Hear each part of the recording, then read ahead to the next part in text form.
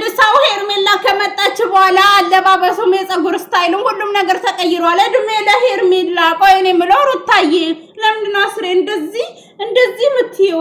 መጀመሪያ እኮ ስትለብሺ ሁሉንም ነገር አምነሽ ነው መልበስ ያለብሽ፣ ልክ እንደ ሄርሜላ ማለት ነው። ማለቴ የልብስ አመራረጡን የፀጉርም ስታይሉን ከሄርሜላ ከወረሽ በኋላ ማለት ነው። ማለቴ ኮፒ ካደረግሽ በኋላ ለምንድን ነው ኮንፊደንሱንስ ከሄርሜላ ማትወስጂው? ሄርሜላ እኮ ለበሰችው እንደዚህ አትል ወደዚህ አትል ወደዚህ አትል ወደዚህ። አንቺ ግን የሆነ በቃ እርቃኑን የሄደ ሰው ይመስል አስሬ ጎተሽ ከፋረክሽ ጎተሽ ከፋረክሽ እና ማለት ነው። ቤተሰብ በመጨረሻ ዳኒ ሮያል ጀግናው እንግዲህ መጥቶ ወጥመዷን አከሸፈባት። በቁጥጥር ስር ዋለች ነው የምላችሁ። በቁጥጥር በዳኒ ቁጥጥር ስር ላይ ዋለች። እኔ ብያችኋለሁ ዳኒ ሮያል እና ሄርሜላ ናቸው አብርሽን ሊያድኑት የሚችሉት። ሲጀምር አብርሽ ማለት ነው አሁን እየነቃ ነው። መጣ ሰላም አላት። ቀጥታ ወደ ልጁ ነው የሄደው። ልጁን አቅፎ እንግዲህ ታምሌን ላይ ያስቀምጥላችኋለሁ። ልጁን አቅፎ ልጁን ነው አይኑን የሚያየው እንጂ እሷን ትለፈልፋለች። ከዛ ኤፍሬም የታለ አላት። ከዛ እሷ ደግሞ ለኛ ጊዜ ሰጠናለች። እሱ ደግሞ አሁን እኮ ቤት አንድ ላይ ነበርን ምንድነው የምትይው አላት። አይ እሱ አብራችሁ ፏ ብላችሁ አሳልፉ፣ ለሴራው ምቹ እንዲሆን እኔ መገኘት የለብኝም ብሎ አለምራም ብላለች። ከዛ ዳኒ ሮያል ብቅ ብሎ አከሸፈባቸው ማለት ነው። እኔ ቆይ በዚህ መሀል እኔ በቃ አንጀቴ የሚበላኝ ልዑል ነው።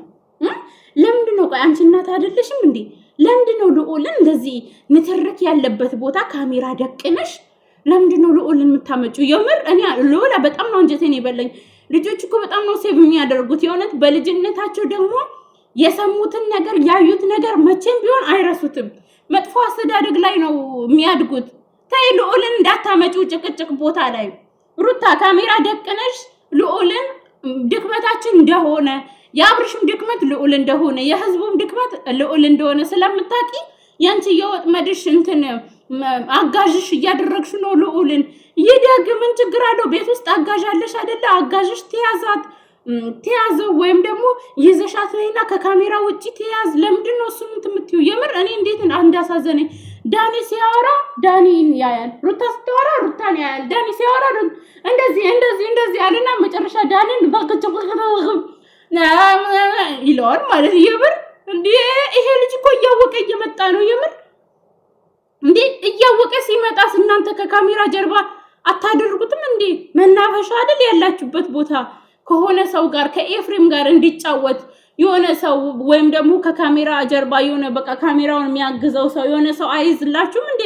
አጋዥ ከሌላችሁ ለምንድን ነው እንደዚህ አይነት መጥፎ ነገር እየሰማ እንዲያድግ የምታደርጉት? በጣም ከባድ ቻሌንጅ ውስጥ ነው የሚገባባችሁ። በኋላ አባትና እናቴ እንደዚህ እየተጨቃጨቁ ነው ያሳደጉኝ ብሎ ነው እንትን የሚለው። በእርግጥ ቪዲዮ ይበቃዋል እኮ ግን ለምን እንዲሰማ ታደርጉታላችሁ? ይሄ ትንሽ አእምሮ ለምን እንዲወጠር እንዲጨናነቅ የምታደርጉት ለምንድን ነው እንዴ? ልጁ አያሳዝናችሁም እንዴ? ምን ሆናችሁ ነው? ሩታ ምን ሆነሽ ነው? ልጅሽ አይደል እንዴ?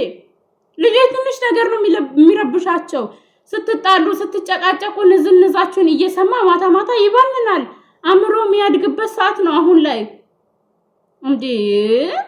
እናንተ እኮ ምን እያደረጋችሁ እንደሆነ እናንተ ታውቁታላችሁ። ምንም ቻሌንጅ ቢገጥማችሁ እናንተ ትልልቅ ሰዎች ስለሆናችሁ ኃላፊነቱን ትወስዳላችሁ። ልዑል ግን በጣም ህፃን ነው። እሱን አታቀርቡት በቃ እንዴ። ቤት ውስጥ ሰው ያዘው። እቤት ደግሞ የሚርቅሽ ከሆነ አጋዥም ከሌለሽ የሆነ ሰው ይዞልሽ መናፈሻ እንትን እያለ እናንተ ተጨዋወቱ። ለህዝቡ ማሳየት ከፈለጋችሁ በደስታ በሆነ ነገር ልጁን አምጡት። እየተጨቃጨቃችሁ ግን የልጁን አእምሮ አትጉዱ እንዴ። ይሄ ፌር አይደለም። እና ወደ እንትኑ ልምጣና ማለት ነው እኔ ልጁ በጣም ስላሳዘነኝ ነው ስለ ልጁ ያወራሁት። የሆነ እኔም የልጅ እናት ነኝ እና ደግሞ የልጅ እናት ከሆንሽ ለምንድን ነው አንድ ላይ እንዲሆኑ ማትፈልጊው ምናምን ልትሉ ትችላላችሁ። እኔ አብርሽ ወደ አእምሮ ይመለስና እራሱ ወስኖ ሩታን ይምረጥ፣ ችግር የለብኝም። በመተትና በመታመት ግን አላምንም። ደግሞ የሩታ ፋሚሊዎች ሄርሜላ ቤት ያየነው ቪዲዮ ደስ አይልም ነበረ፣ ጀግኒት እንኳን አመጣሽ እንኳን እኮ በሪሞት ብታንቀሳቅሰው አብርሽ ነው። ሲጀምር እኮ ምንም ከራሱ ጋር እኮ አይደለም፣ ያስታውቃል እኮ አብርሽ። ይሄ አብርሽ ነው እናንተ የምታውቁት። እኔ ይሄ አብርሽ በጭራሽ አላውቀውም። በቃ እሷ ትለፈልፋለች። ለራሳችን ጊዜ ያስፈልገናል። ከሀገር ከአዲስ አበባ ልንወጣ ነበረ፣ እሱም አልሆነም። በቃ እዚሁ እንደዚህ እንሆናለን። ከፈለግን የሚያመሩም አለ። ከዛ አርግዣለሁ ልትል እኮ ነው ልትጭን። ድጋሚ እንደገና ህይወቷን ሳታስተካክል ሌላ ደግሞ በጭቅጭቅ ሌላ ልጅ ልትወልድ። መጀመሪያ ህይወትሽን አስተካኪ። መጀመሪያ መተትሽን አፍርሽና አብርሽ በቁም ነገር አንቺን ይምረጥ። ከዛ በኋላ መውለድ ትችያለሽ። እንዴ አንቺ የመውለድ ችግር ነው እንዴ ያለብሽ? እንዴ በትምትል ይወልዳል። ልጆቹ አባቴ ብለው የሚጠሩትን አባት ሳታስተካኪ ዝም ብለሽ በቃ ቻንሱን ስላገኘሽ ብቻ ሮማለን ምናምን ብርቅ ነው እንዴ? ማዋቃቀጥ እኮ ብርቅ አይደለም እናቴ። ዋናው በፍላጎት ሲሆን ተመራርጠሽ ሲሆን እንጂ እንዳንቺ እንደዚህ ሄዶ ማለት ነው ሳይኬድ ራሱ ሞልቷል። ምንድነው አንቺ ለምንድነው ይሄን ያህል ራስሽ የምትጤው? ምንድነው እንደዚህ ኮንፊደንስሽን ያሳጣሽ? ምንድነው እንደዚህ ያደረገሽ? ቆይ እንዴ ልዑልን አሳድጊ፣ ለሌላ ልጅ እንደገና ትራሮጫለሽ እንዴ? እስኪ መጀመሪያ ያላችሁበትን ህይወት አጽጂ እስኪ። ይሄ ሁሉ የምትሰሚው የምታደርጊው የምታደንቂው ፌክ እናቅሻለን እኮ እናቅሻለን። አንቺ አብርሽ ምናቆኛ አንቺ አብርሽን ልጥፍ ስታደርጊው ነው ይሄ ሁሉ ኩረጃ፣ ሁሉ ነገር ኩረጃ፣ አለባበስሽ ኩረጃ፣ የፍቅር ቃላቶችሽ ኩረጃ፣ መሳምሽ ኩረጃ። አረ እንደው ትንሽ ቀየር ብለሽልን ነይ፣ ትንሽ ማለት ነው። ልጅሽን ደግሞ መጥፎ ቦታ አታስገኘው። ልጅሽ አእምሮ ይረብሻል። እሺ የኔ ፍቅር ልጅሽን መጥፎ ቦታ አትሰጁ። ንጭንጭ ክርክር ያለበት ቦታ አትሰጁ። ይሄ ጥሩ አይደለም። እሺ ጥሩ አይደለም። ሰሞኑን አብርሽን ከአዲስ አበባ ይዘሽው ስትወጪ መኪና ውስጥ ከሆነ ሰው ጋር መኪና ውስጥ ቁጭ ማድረግ ትችይ ነበር። መስኮት ከፍተሽ ይዘሽው ወረድሽ። እንዲሰማ ነው? ነገ እንዲያግዛችሁ ነው? በጨቀጨቃችሁ ነገ እንዲተባበራችሁ ነው? እኔ የልጅ ጉዳይ ኢምፖርታንት ነው ብዬ ስላሰብኩ ነው። ታይ እንደዚህ አይደለም። እናትነት እንዲህ አይደለም። እናት ልጇን ድብቅ ሽፍን አድርጋ ነው የምትለው። እኛም እኮ ልጅ አለን። እኛም ከባሎቻችን እንጣላለን፣ ግን ከልጆቻችን አጠገብ አይደለም እንጣላው። ድብቅ አድርገን ከልጆቻችን አጠገብ የውሸት ሳቅ እየሳቅን ከዛ ልጆቻችን ሲተኙ ወይም ደግሞ የሆነ ሰው አስዘን ነው የምንነጋገረው። ኖርማል ወሬ ራሱ ደስ የማይል ወሬ ከሆነ ከልጅ አጠገብ አይወራም። እሺ እና ኤፍሬም ደግሞ ለሴራሽ ነው የተወሽ። ዳኒ ሪያል ደግሞ ሴራሽን አፈረሰብሽ። በቃ አሁን ምንም ማድረግ አትችይም። ሄደሽ የመተትሽውን መተት አንሽለት ለልጁ። ከዛ በኋላ በእውነተኛው መንገድ ይምረጥሽ። እኛ እሱን ነው የፈለግነው። አብርሽ ወደ አእምሮ ተመልሶ ወደ መጀመሪያው ማንነት ተመልሶ እንዲመርጥሽ ነው የፈለግነው። ከዛ እውነት ልሻለሁ፣ እኔ ቃል ገባልሻለሁ፣ ካንቺ ጎን ነን ሁላችንም። ሁሉም ዩቲዩበር ካንቺ ጎን ይሆናል። አብርሽ በስነ ስርዓት አንቺን ከመረጠ ወደ ራሱ ወደ ቀልቡ ተመልሶ ወደ ራስሽ ከተመለሰ ሄርሜላን በቁም ነገር እያየ ነው። የአብርሽን ኮንፊደንስ በደንብ እናውቀዋልና ማሪ 3 አመት እኮ ነው አብርሽን ካወቅ ነው 4 አመት 3 አመት እንዴ በደንብ ነው የምናውቀው። አብርሽ ምን አይነት አብርሽ እንደሆነ ጠንቅቀን እናውቃለን። ስለዚህ ያ አብርሽ ተመልሶ ይምጣና ይምረጥሽ። ወንድ ኮንሽ ሄደሽ ያሰርሽውን ፍቺ እንነጋገር። እኛ ሁላችንም ከጎንሽ ነን። ከዛ ውጪ ግን በሌብነት እንደወሰድሽው ይመስል የልጅሽ አባት ሆኖ የድሮ ባልሽ ሆኖ በየመንገዱ እንዳፈርሽና እንደተሸማቀቅሽ ነው የምትቀሪው።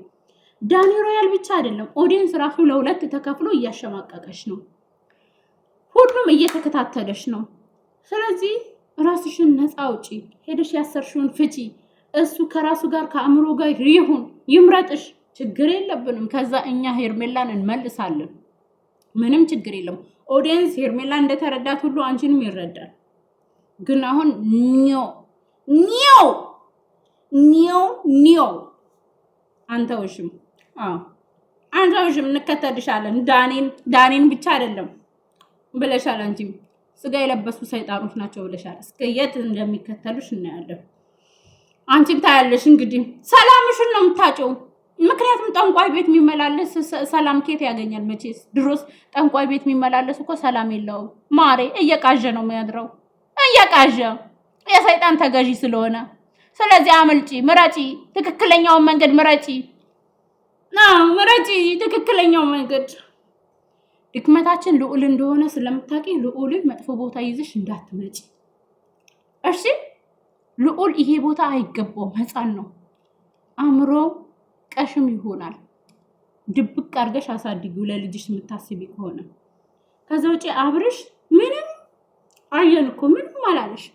የሀገር የባቴ የቆጤውን ታወሪያለሽ፣ ምንም አላለሽም። እንደ ህፃን ልጅ ዳኔን አንዴ ተዝናንተን ስንጨርስ እናገኘዋለን ይላል፣ አንዴ ከኛ ጋር ይዝናናል ይላል። አንተውሽም፣ እኛም ቢሆን አንተውሽም።